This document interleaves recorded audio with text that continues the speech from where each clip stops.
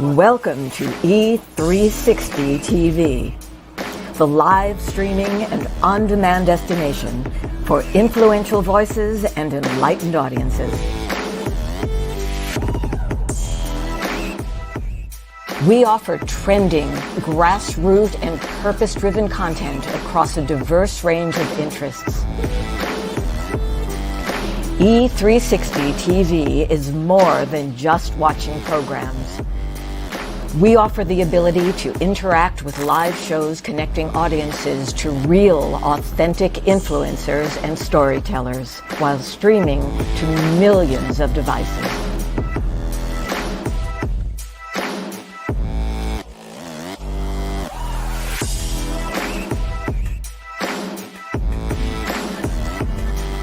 Real experiences.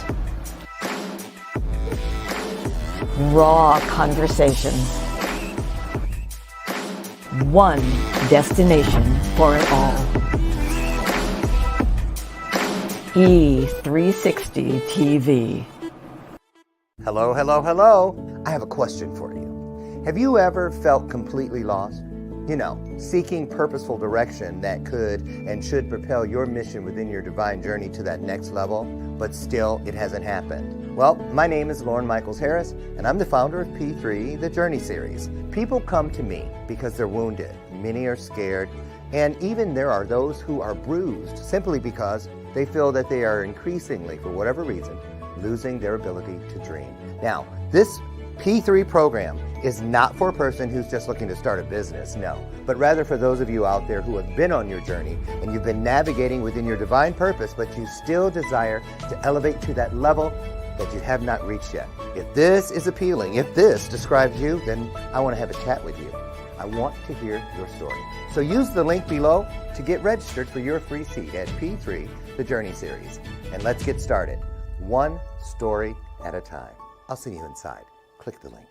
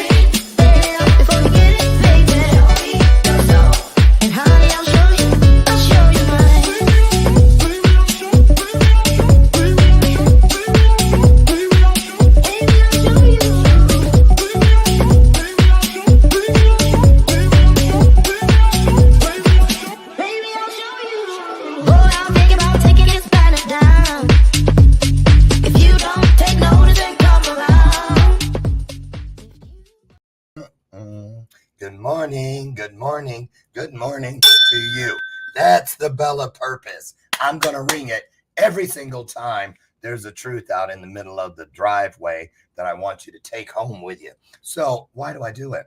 It's not some clever prop or that sort of thing. I like to think of it as an opportunity, if you will, because we're busy getting our content. We're doing all kinds of things, making oatmeal, flat ironing our hair, or shining your scalp, as the case may be.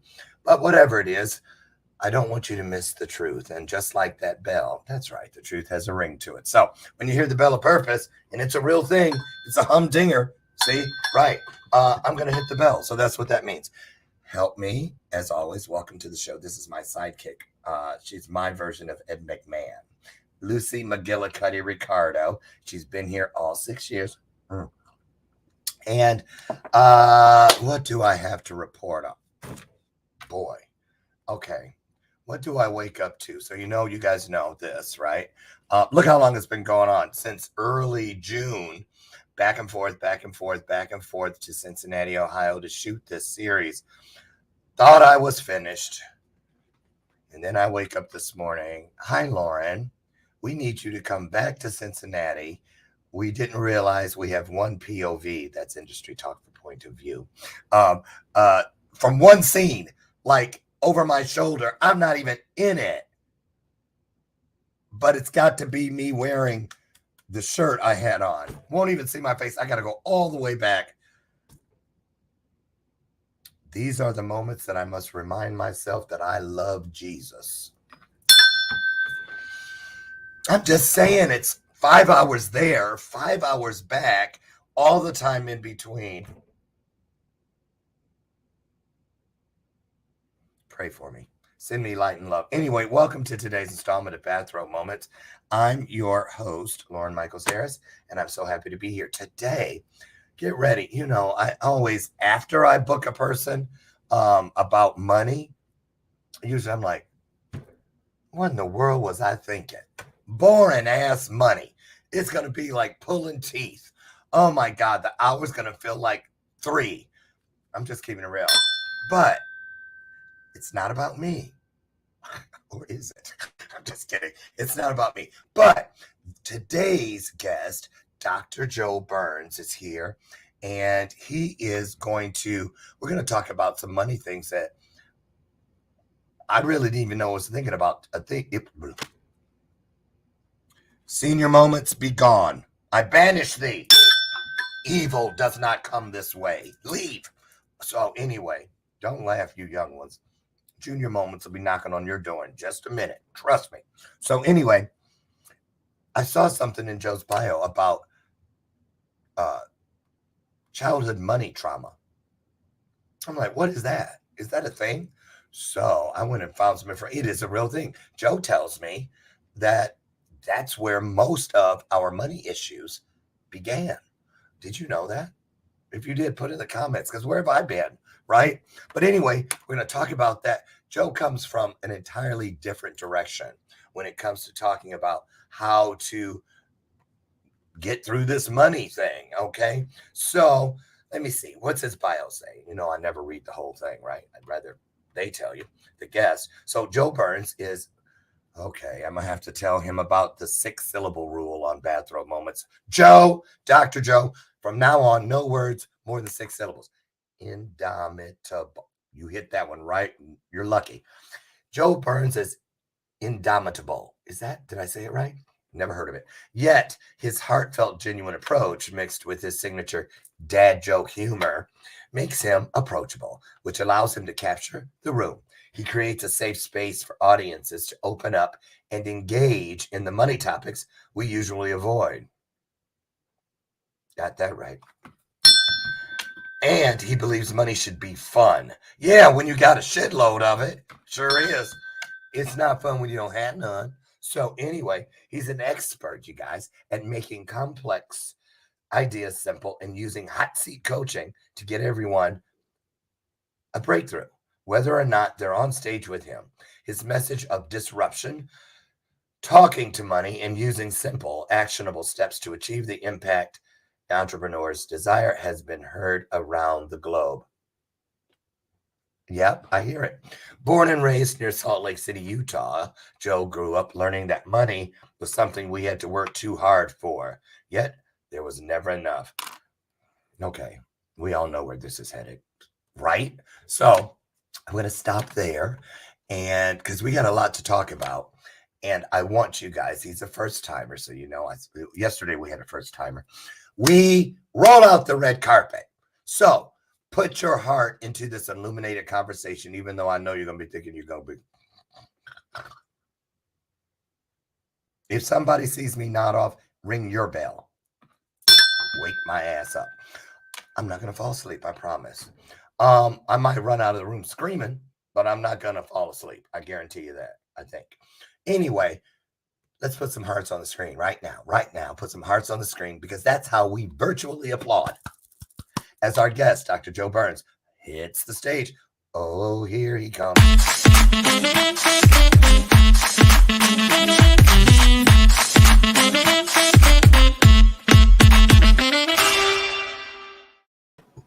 They're really hitting them. Yeah. Hi, Brian, Big Country. Congratulations on all of your gold, bronze, silver medals you got from the put it in the comments. What was that thing you were at? Sorry, Big Country's one of my homeboys from the military. Nice. And, yeah, he's a what's it called, Big Country? A para-Olympian. Okay, cool. Yeah, and he just won a whole shitload of stuff. Nice. So, nice to see you here, Big Country. Share this out for me, will you, bud? Thank you. Joe, Dr. Joe. So glad you're here, hockey player Joe. Thanks. How many teeth you missing? I have all my teeth. I only have one scar, and you can't see it. It's right here. What kind of hockey you been playing? With a wiffle ball? No, no. I usually wear like a full cage over my face, because my face is beautiful. I know people who should take that lead.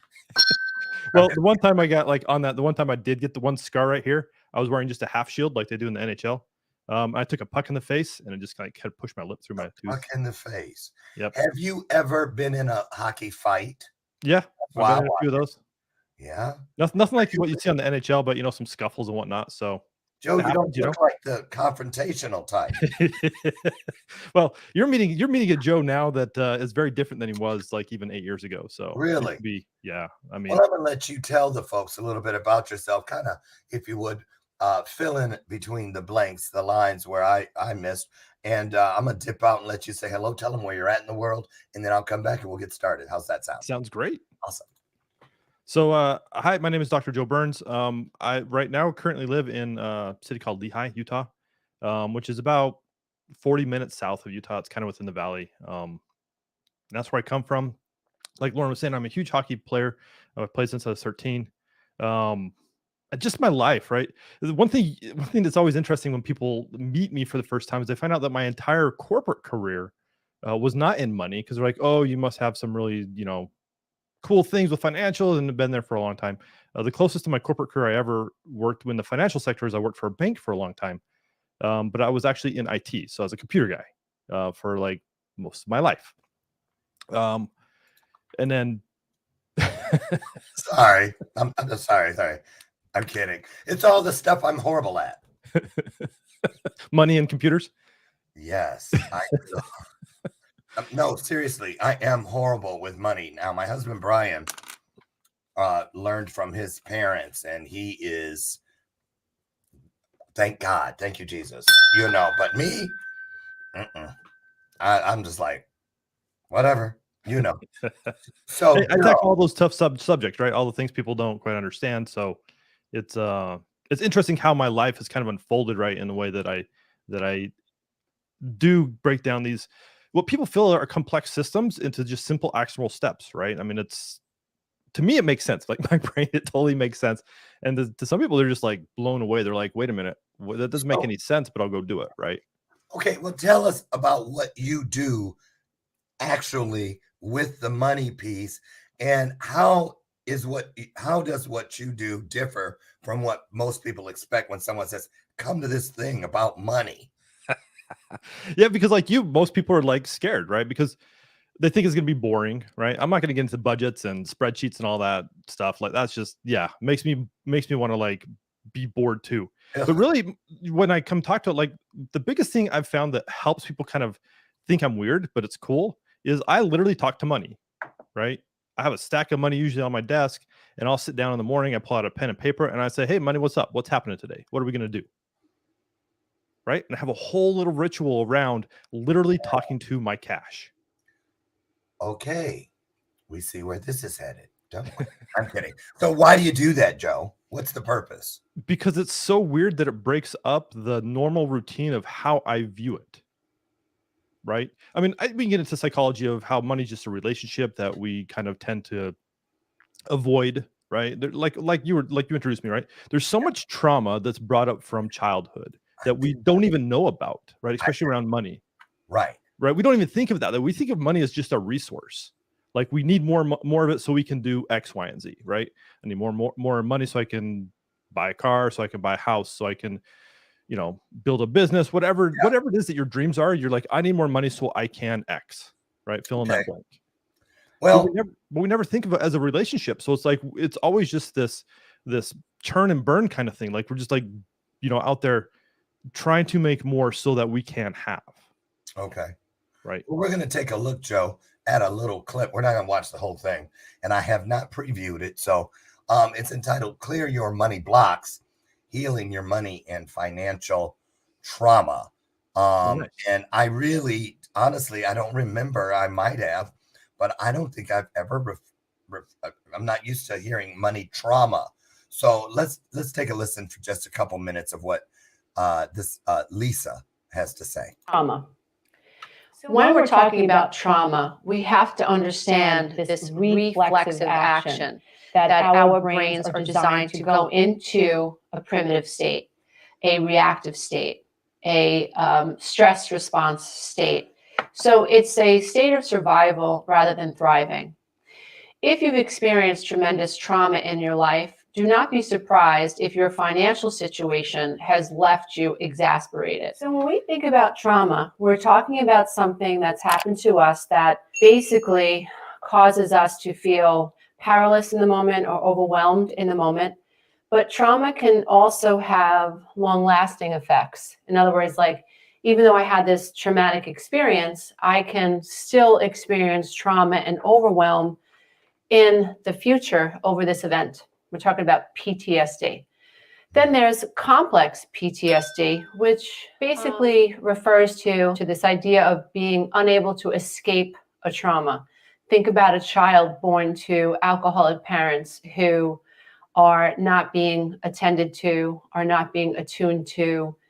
There could be terrible financial hardship due to the addiction. There could be domestic issues happening in the home. There could be police being called to the home. So there's this sense of not feeling safe. There's a sense of unpredictability. A child in that situation, or someone who is in a situation, perhaps in a war-torn country, where there are bombs, overhead and bombs. Okay, so I see where she's going with this, but I never, as a matter of fact, as soon as we wrap this show, I have my monthly telehealth appointment with my therapist.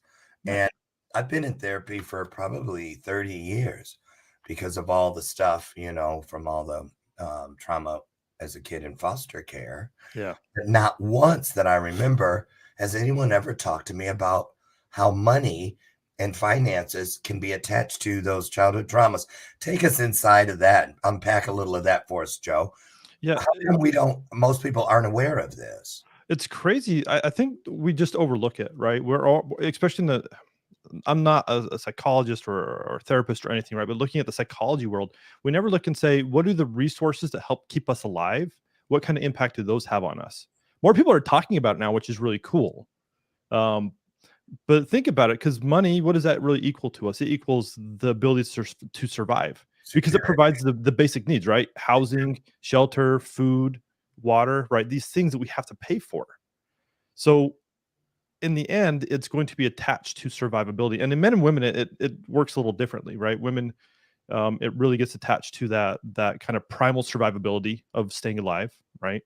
In men, we kind of, because of society, we've kind of attached it more to our identity. If we make a lot of money, then we can feel good about ourselves. If we don't, then, but overall, as children, as we observe, right? And that's how children really learn. They observe what's happening around them, and then they make determinations. And the problem is that when we have all this trauma as children, and you mentioned growing up with the foster care system, there's an immense amount of trauma, right? Instability, things like that. Now you've grown up into your adulthood, but you've never challenged the ideals that you learned, that you observed when you were a child, right? It just was. That's the truth. So that's how it works. So we see money. A lot of us will see how our parents have dealt with money. Most of the time, it includes them fighting or having intense conversations that we don't fully understand as children. And then we grow up thinking, oh, that's how we have to interact with money. It's hard to get. I got to work really hard to get it. I'm never can have what I want, right? All these things. And if we go back and look at it from an adult perspective, you can take the story of, hey, I can never have what I want, and be like, oh, there's this one time when I wanted this thing really bad and my parents said no, and so therefore I can't have what I want. But then when we look at the context, it's like, well, it really wasn't that. It might have been something different. Well, and I'm thinking about it now. I was making a short list while you were talking, and I said, okay, write down, Lauren, all the financial pieces that were missing. I've never done this before till right now. Never even considered it. As far as how I grew up around money, the first thing I wrote down was that, well, I never had an allowance. So that was where I think now I did before my adoptive mom died and I was in a semi-normal situation. Yeah, I had my little hustles, newspaper route, lemonade stand. I was a Shackley distributor at 10, that kind of thing. But nothing as far as understanding where money's place in my world. I guess that's what I would have to say at this point. So no allowance, no bank accounts of my own. I remember one time my adopted mom talked about me opening a Christmas club account way back then, but it never happened. So I didn't learn about saving, what percent to put here and this, that, and the other. Balancing a checkbook as I got older. I didn't even have I had my first bank account, I think at 21 was the first time I had a bank account. No one ever showed me. I still don't know how to balance a checkbook. I don't. I throw all that stuff out when I come and just keep the little plastic thing you put the checks in. Yeah. And then building credit, how you go about doing that. Yeah. I've just kind of lucked up into it. Here in the last most people do, or they just are tenacious enough so they figure it out, or they don't, and then they're in financial ruin, right? Okay. So Joe, do you actually work with people about uncovering this trauma from childhood related to finances? And if so, where's the first place you go with people on that topic? Yeah, 100%. That's exactly where I start, because that's the like I said, I came from the computer world, right? So when there's a problem in the computer system when you're working for a company, what do the executives always want? They always want to know what the RCA is, right? The root cause analysis. Why did this start? So that's where my brain always goes. I always want to find where did this start? Where's it That's inciting incident? My wife's the writer, so the inciting incident. What started the whole story? So that's where I always go. What started this? How did you grow up? What's your perception? That's so important, right? And that's, I think, the thing that most of the time we discount, because we think about it later as adults. We're like, oh, well, that's something silly, right? That event, I found this thing in my life, and I'm like, maybe it could be attached to, when you're growing up. But it seems so silly because it seems just so juvenile. But that's the part we don't ever really think much more about, because really it was our world when we were growing up. It's what we based all our decisions on. We decided to say, this is how the world works. And the crazy part is it all happens, and there's some brain science around this, but it all happens between the ages of 4 and about 7 or 8. We determined so how much do of we that. know? What's How that? does the person know? I think I need to get some coaching or something about this. That started way back when I was that age, 4 to 6 or 7. Yeah. So take us, when people come to you or you find your way to people, like on a stage or whatever, what is it they're expecting to walk away with? The range is so wide. Like some people just want to make more money in their businesses, right? I work with mostly entrepreneurs, and they're like, hey, I've hit this wall and I don't know how to get past it. Okay, let's Right. talk about that. So they hit a wall and they're like, where is it? And some are like under the 6-figure mark, and they'll be like, hey, I can't quite hit 6 figures, right? There's like this invisible ceiling that they hit. Others are like, hey, I want to make 6 figures in a month. I have a couple clients like this where they can't quite hit that cash flow per month. I'm like, okay, cool. Let's talk about that, because that is showing you now what your upper limit is. And all our upper limits are always based on behavior. It really starts with like thoughts, feelings that then turn into behaviors and actions we take. The problem is I love business coaches. I have them myself. The problem is most of the time they just want you to change the action that you're doing to get a different result. Yeah. Right. And so like, oh, go do this, go do that. The problem is we never step back through that process to be like, what's causing the actions? Right. Again, if we start with how we feel, what are the thoughts coming up? What's preventing us from taking the scary action we want to take? Then we can go do something different to get a different result. Right. So money in your bank account is a result. How you feel about money is a result. Right. Okay. So what are the actions? How do we get over that? Just start healing the past. Okay. Because is this the same thing? Are we talking about scarcity mindset, Dr. Joe? Some of it, there is some scarcity mindset in there. But again, scarcity mindset is all like, I would couch all this in like money stories, right?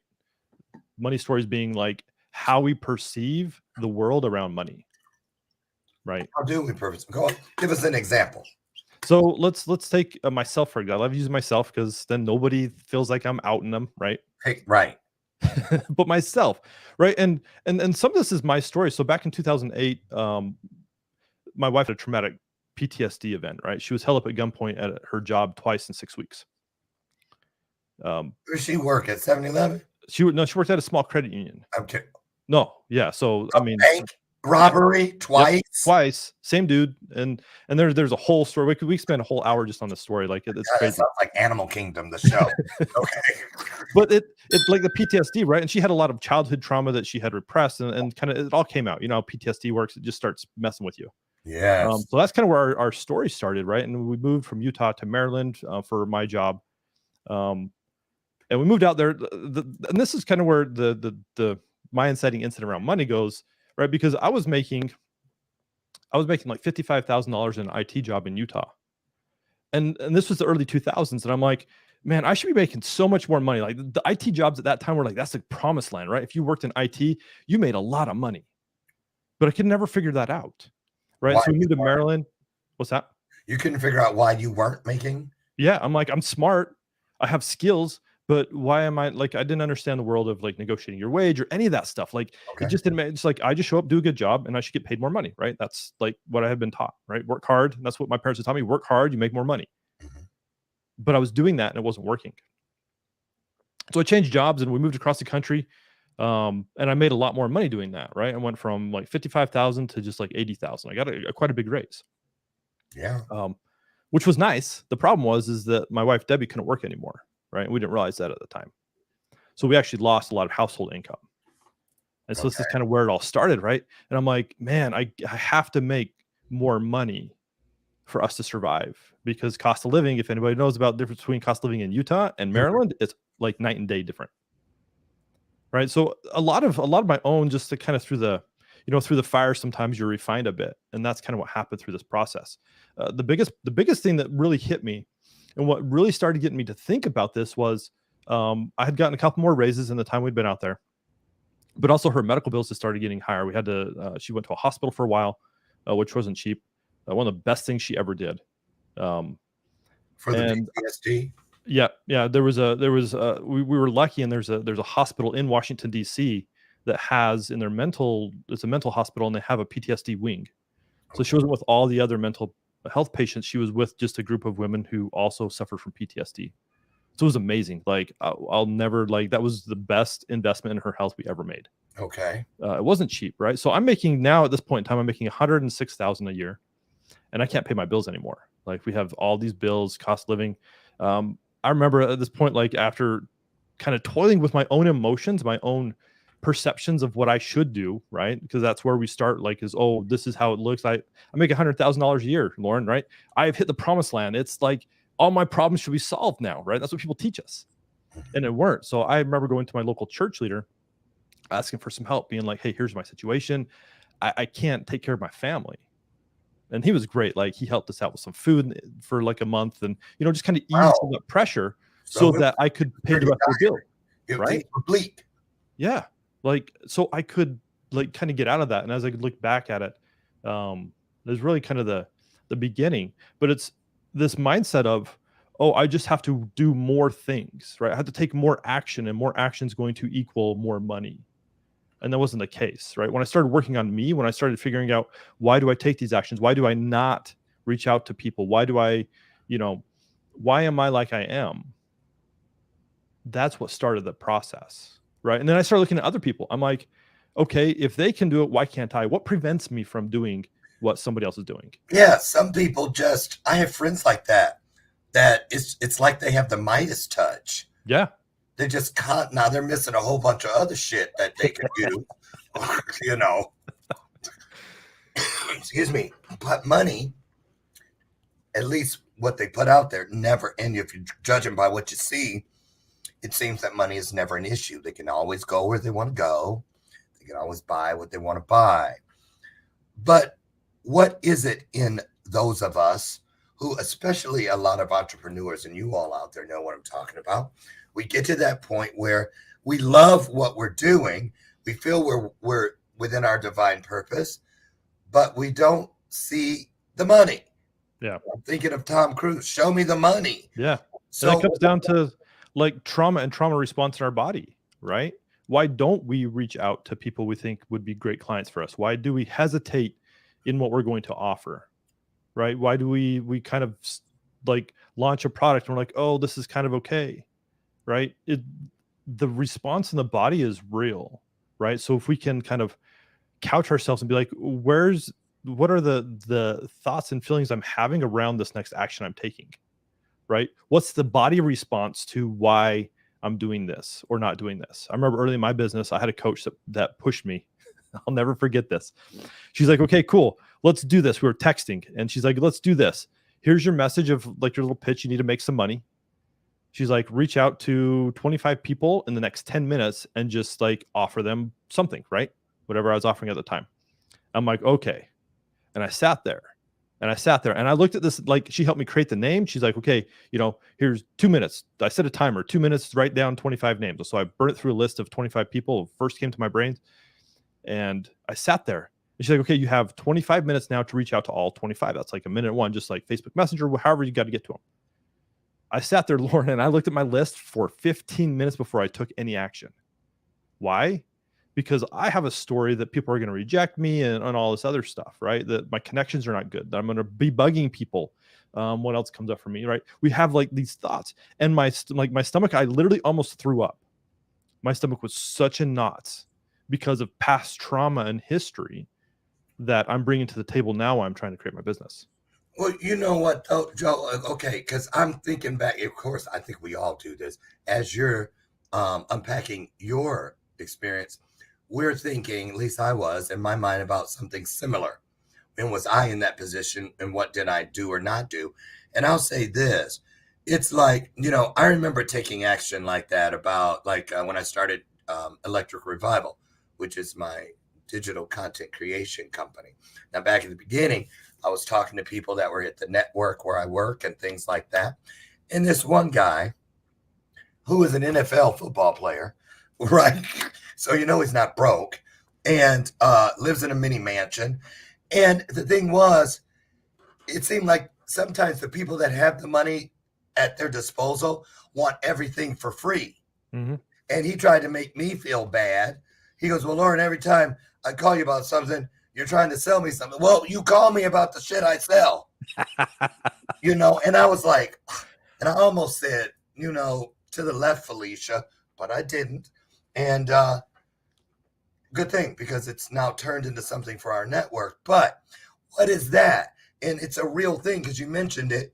Am I bugging people? You know, yeah. What about people that are just, they're not out trying to support you fiscally. they're out to get and grab whatever they can without it costing them anything. We all know those people. The more money, the more resources they have, the cheaper they are. So how does one know? How do we navigate through those rough shark? That's the thing. Like, that's the easy one to answer, right? Because my my tagline forever. My wife hates this 100%. Like, she always gets mad at me when I say this, and then she always looks at me and gives me that look and says, "Oh, you're right." Right? Even though I hate it, you're right. I got But about 40 of those. the tagline is, it's never about the money, right? If it's never really about the money, then what is it about? Right? So other people, like your example, right? What's his story around what he had to do to get to where he's at? Right? What's the pain and the struggle that he had to get to? And so what happens with money is we latch onto that because that's the result. We figured if we work so hard to get it, then it's just gonna, like, easily slip through our fingers if we're not careful. So how do we respond to people that make us feel as entrepreneurs that they can't afford what we have? Because that's where it gets dicey for me. When a person's in there, and here's the deal, Joe, like, because I don't sell from the stage when I speak. I just do not. I believe in telling from the stage, selling later. I don't mix the two, right? However, I am finding increasing, especially since the onset of COVID, a lot of people that I meet at these things that are there, supposedly they're all millionaires. I'm not kidding you. A couple months ago, I did a thing in Miami. And these people are all walking around. Yeah, it's millionaire this and millionaire that. And I talked to one of them a couple of weeks ago, and he was basically living out of his car. Yeah. So I'm sure you can see where I'm going. It's like, what do we do as the entrepreneur? How do we find those people that have what we need and we have what they need? How do we find them? What do we do wrong? A lot of that just goes down to the right messaging, right? I mean, because it's never about the money. It's got to be about the messaging. What do you have that's solving a pain point for them? We can't make it about the money, right? That exchange, right? The money is the exchange, right? Your time for the money, that's what they're putting in, right? And whatever you want to do on pricing, like I talk to a lot of my clients on pricing because they're always like, well, what about pricing? I'm like, what's the exchange? Like, what kind of experience are they going to get out of what they're going to do working with you, right? That's what it has to be. It has to be that conversation. The problem is we're so scared to talk about money because it brings up our own trauma that we want to avoid that conversation. Is it like, so do you think the topic of money should be included with, what are those three you don't talk about? Politics, religion. Yep, 100%. It's the taboo Thanksgiving dinner conversation, right? No politics, no religion, and definitely no money. Like, we don't even put, like, see, that's the funny thing, is that we're so scared of it that we don't even include it with those two. We just, like, forget about it altogether. Right? It's just nothing, right? In the corporate world, oh, you can't talk, and look how the corporate world's taught it. Oh, you can't share your salaries with other employees, right? And a lot of corporations get all grumpy about that. I'm like, what? Like, we should be talking about this. Money should be a normalized conversation through all conversations. It shouldn't be like, oh, I make more money than you, and so therefore I'm more superior than you. I have a different job, right? My business is at a different stage in your business. Like, that's all it has to be, right? Because if not, then we continue to perpetuate the trauma from one person to the next, right? And we continue to create a taboo conversation around it, when money really should be your best friend. It should be a really good relationship that you have, instead of one that you're avoiding, one that you're literally forgetting about until you got to pay your mortgage or your rent. And you're like, oh, do I have money to do that? Right? When we're looking at our bank accounts, I have so many clients that, man, one of the first things I make them do is, like, get with their accountant and start getting, like, a weekly readout of how much money's in their bank account. Because so many have avoided it. Like, they're like, I don't know, I look at my numbers like once a month at the end of the month when I'm reconciling. I'm like, oh, so you only invite your friends over to your house once a month? Like, that's all you're doing? That's how I equate it. Because if not, then we're not having that conversation because it's painful. And I get that, right? In your world, Joe, when let's say you're having a conversation with your wife, just the two of you, and she goes, oh, you're telling her about somebody you just met. And first of all, is there a difference between rich and wealthy? Is there a difference? Yeah. Or is it the same thing? No, I would say there's a difference, right? And I would say it's all in the mindset. Okay. And when you say, yeah, that guy or that girl, they're rich / wealthy, what figure pops in your mind? What number makes a person rich? $1 million? You could be there. That's a good question. I never thought about that because I love words, right? And I would definitely categorize rich and wealthy two different, right? I could say think so wealthy, too. right? Wealthy. You could have like $1,000 in your bank account and still be wealthy, right? Because it's all about the relationships and the wealth and the abundance that you see in your life. Right. Rich is going to be society's put some number and then you're rich, right? And a look. There's a look. There's a symbol. Yeah. On top of rich. Yeah. You see, the luxury car, the cucumbers on the eyes, the little thing when they sleep. Yep. That perception. All that kind of stuff. The little puppy in the purse. Yep. All those things. Kind of like that Instagram lifestyle rich, right? Where it's like, oh, excuse me. But is it real, right? And that's the thing with rich. Is it real? But wealth, right? I've met a lot of wealthy people who've had a lot of money who are just some of the best people in the world I've ever met. Well, Joe, how do you feel society or, all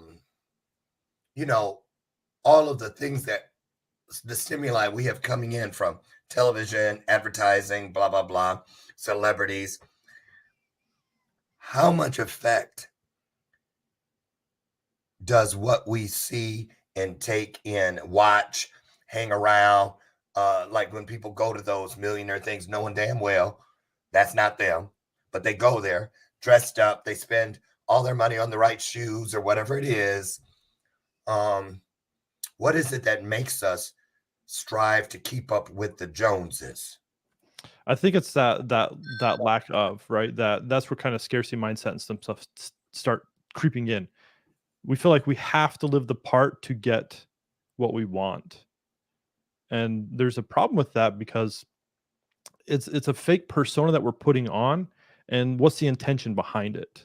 Right? Is the intention behind it just to fit in, to make ourselves look that way? Or because there's a part that's also potentially healthy in doing some of that stuff, right? The healthy part would be showing ourselves what's possible, right? But the intention behind why we're doing it is really important, because if we're doing it to keep up with the Joneses, as you say, right, just to show somebody else that we're worth it because what we have. Okay. Right? When we start attaching our worth to what we have and to how people perceive us, that's dangerous. I feel you. Right. Listen, Joe, we're going to take a brief 2-minute break. And when we come back, you guys have your questions ready if you have any. I wanted to ask or get into how you literally help people. Get your tips ready, Joe. I want you to give us some tips on how we can get started moving through this childhood trauma that's attached to our financial situations and anything else that might be a block for the average Joe or Josephine out there who is ready to have a different relationship with money. That and more when we return. Don't you dare go away. We'll be right back. I never wanna leave. Yeah, I'm right where I wanna be. We got something you and me, and I can't get rid of this feeling. Just like a magnet, we're just like a magnet. The things we have can't be taken for granted. Now I know that it has always been you. I can't help it, I'm so drawn to you. Just like a magnet, we're just like a magnet. The things we have can't be taken for granted. Now I know that it has always been you. I can't help it, I'm so drawn to you. Hey, I'm so drawn to you. I'm so drawn to you. Yeah, yeah.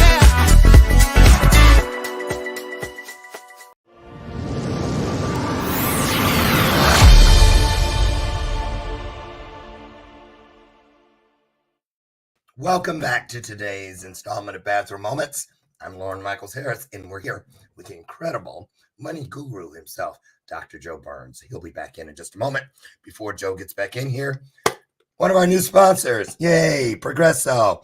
I am going to actually eat this today for lunch. 150 calories. If you just want one serving, it's 70. Do I need to say anything about Progresso? Right?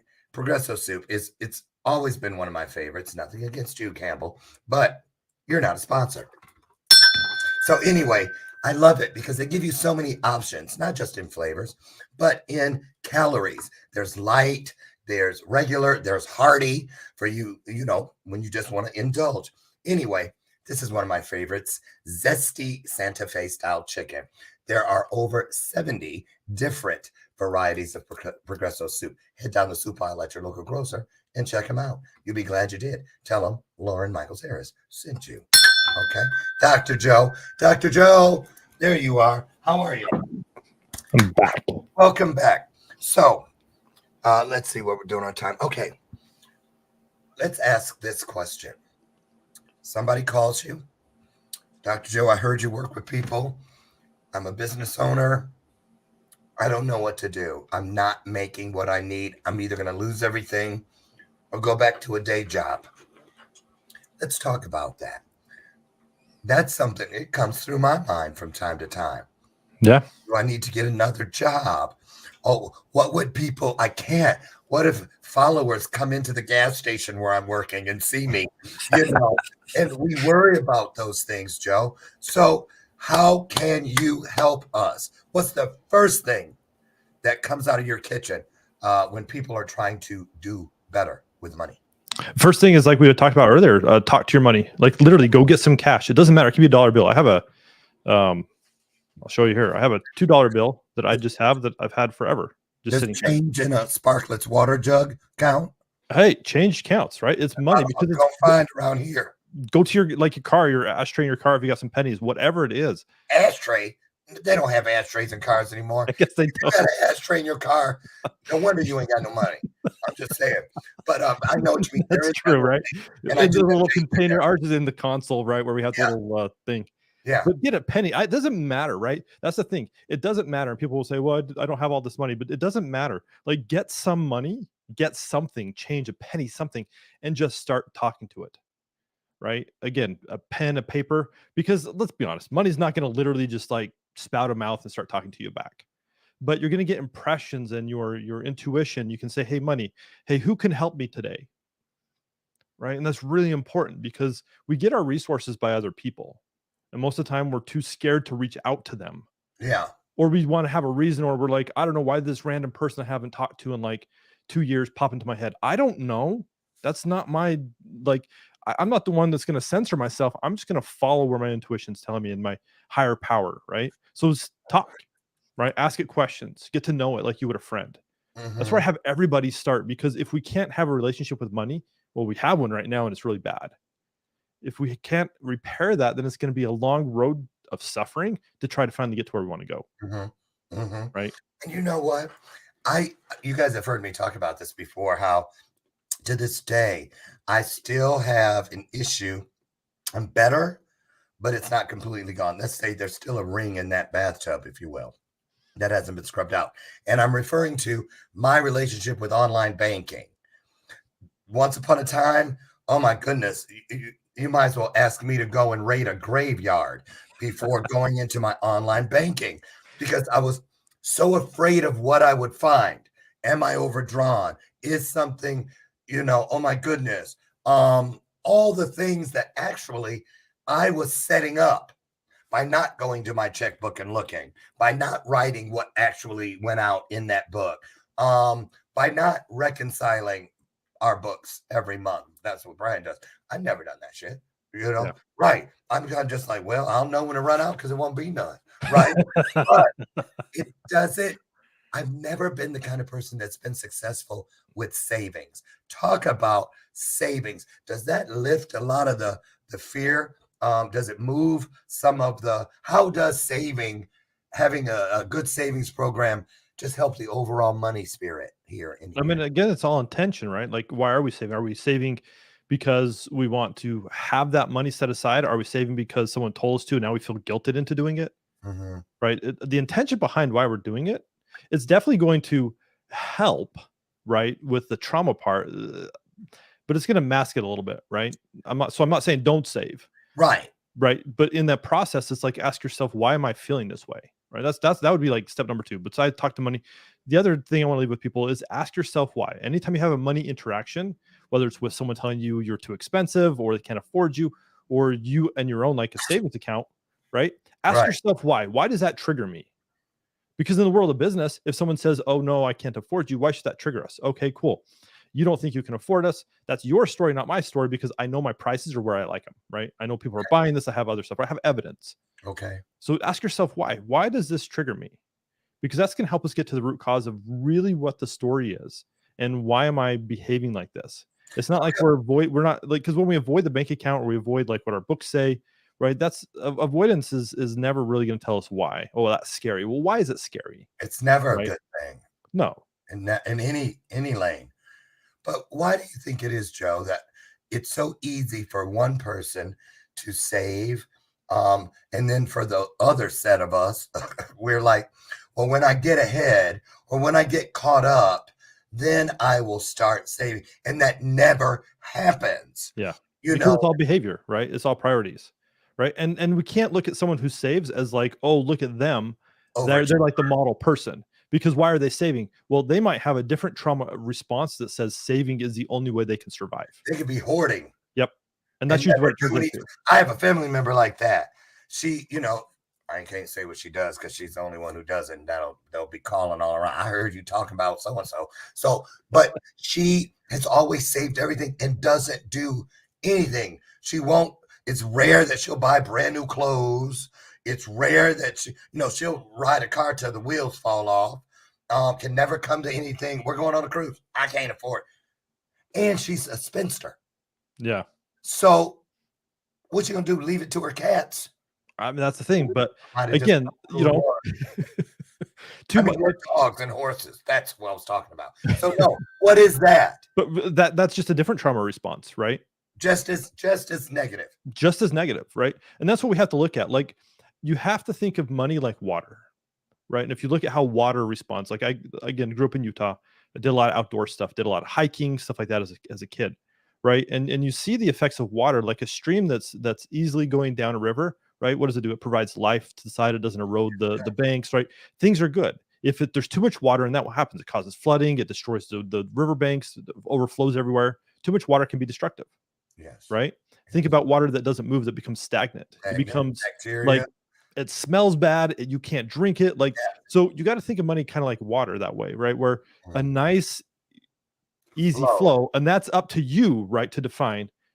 That's how you really want to have the money coming and going from your accounts, right? We want to have some savings, like a reservoir, right, where that's good, but they don't just like keep the water in the reservoir and never let it out, right? They slowly let it out in a way that can provide life and function for what it's used for. So that's how I kind of look at it. Let me ask you one other thing before we get out of here today. Before getting married, my wallet was, I would put cash in there. Rarely use the cards. Now that's flipped, which I find that when I have actual money in there, I think twice, sometimes thrice before no, wait, okay. No, but a card, out of sight, out of mind. It reminds me of when I lived in Las Vegas. Everyone in your neighborhood, when you live there, usually works in the gaming industry. Mm-hmm. And I knew women who would pay all their bills from going to the casino at a certain time in the middle of the night, one night out of the month. And because they used to work there. So they'd say that's when they loosen the slots, this and that. But the biggest thing that they told me that worked, they said, this was back when the tokens would come out. Yeah. They say, take your cash. If you have $100, get all 20s or whatever. When those are gone, take everything that you have in the bucket, all the tokens, and turn them in. And then leave. Or go put your original investment in the car and come back. But never pull from your bucket to play. Always use the cash. And every single time I did it, Dr. Joe, I went home with double, at least what I came in with, and I couldn't figure it out. But it now makes me look at the connection between cash in my pocket or a card. I go overboard when it's just throwing the card in there, and I'm sitting there trying to play it off. Especially if there's a line behind me. Are they going to say approved, or if they say, "Oh, did you want to use another card? Oh, must be a scratch on here." Oh, I don't know. Right. Yep. So, what do you know about that? Is that anything? Yeah. I mean, again, it goes back to response, right? What's your attachment to the cash versus the card?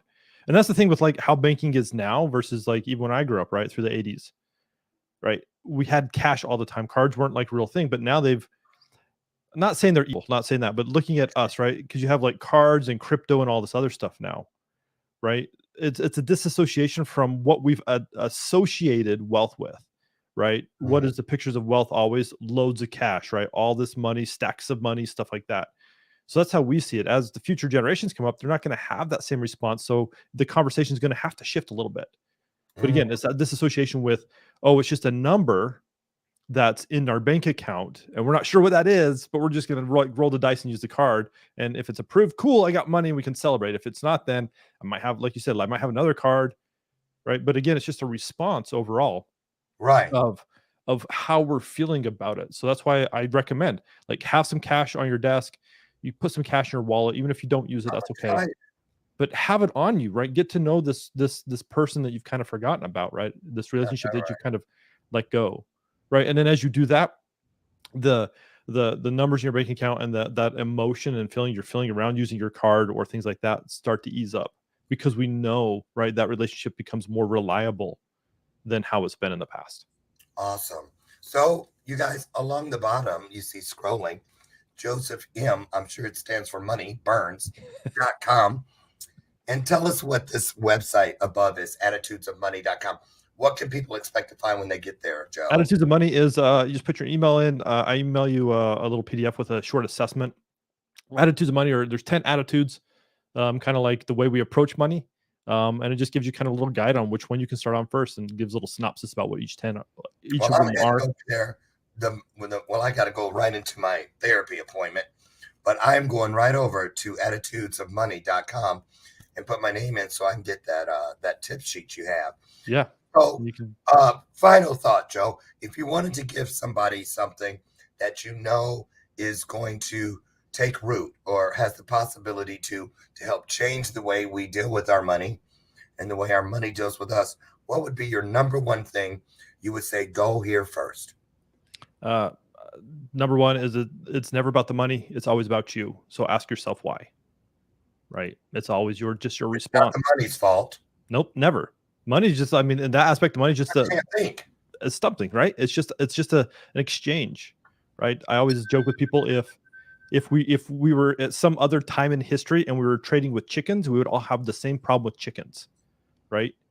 It just has to do with that exchange. It has more to do with, it has everything to do with us and so very little to do with anybody else or the money itself.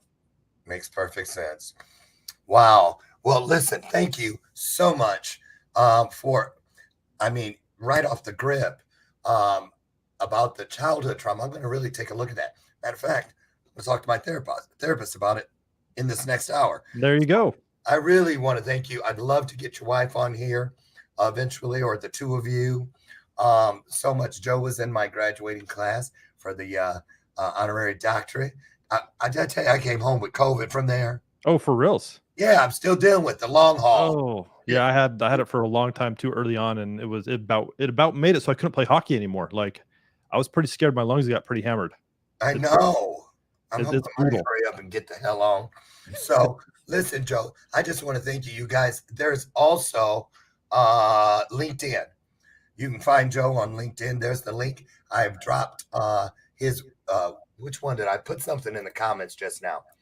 Okay, LinkedIn is in the comments, but make sure you get over and get your cheat sheet from Joe at attitudesofmoney.com. I'm headed over now. Joe Burns, Dr. Joe Burns, thank you so much for coming in today. And thank you so much for having me here. Yeah, you poured in some good stuff, some gold. Thank you. Now, listen, you guys, get out there and do your very best today to be your very best today. That's all it is. Live moment to moment Every moment should feel like a first. It really should. Listen, tomorrow's a great day in the neighborhood. Why? Well, not just because we're coming together, but guess who's in the house? Our experts. All 4 of them will be here tomorrow, and you don't want to miss it. They're here once a month. It's going to be a great day, a great day. Now get out there. I'm trying to think of what I want to say. Joe, you got a Jerry Springer moment? You want to leave him with something, some gold for in here? Nothing that comes to mind. Well, I'll just say this like I always do. Get out there and be your best. And when you do that, what's greater than you, what you ascribe to, will do the rest. I'll see you tomorrow morning, 8 a.m. Central, God willing, right out front on that front porch, where we come together for another illuminated conversation right here on Bathrobe Moments. Have a great day. See you soon. Thanks, Joe. Thanks.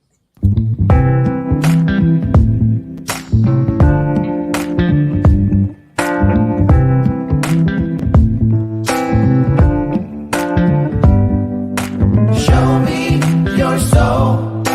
Baby, I'll show you mine. Show me your soul. Honey, it's way past time. How explicit do I have to be? Need I spell it out before you get it, baby?